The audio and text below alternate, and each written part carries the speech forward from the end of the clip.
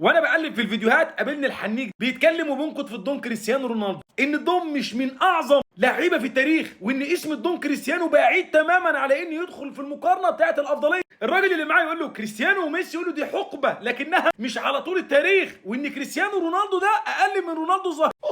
هموت يا حبيب قلبي، ما تخليش حد يضحك عليك، احنا عاشرنا رونالدو الظاهره، ما يجيش حاجه امام كريستيانو رونالدو حتى ارقام. طب بص للاحصائيه دي ارقام الدون كريستيانو رونالدو، ودي ارقام رونالدو الظاهره في اتنين، يعني الارقام بتاعته ضربناها في اتنين. الدون عنده 939 هدف، رونالدو الظاهره عنده 414 هدف، يعني لما نضربهم في اتنين مش هيحصلوا برضه رقم الدون. الدون كريستيانو عمل حاجه اعجازيه في كره القدم، الراجل كان جناح لحد 2014 وبعد كده حول مسيرته تماما ولعب كمهاجم. لما يبقى الدون كريستيانو رونالدو عنده 257 اسيست، رونالدو الظاهره عنده 116، كيف تقارن الارقام يا جدع؟ ده في ليفل تاني خالص. خلاصته اي واحد يجيب لك مقارنه ويدخل رونالدو الظاهره ده مع الدون كريستيانو رونالدو، ده يعتبر انسان حنيك لا يفهم في كره القدم، وبيمتص نجاحه من النقد في الدون كريستيانو رونالدو ليس الا اسلك يا حنيك.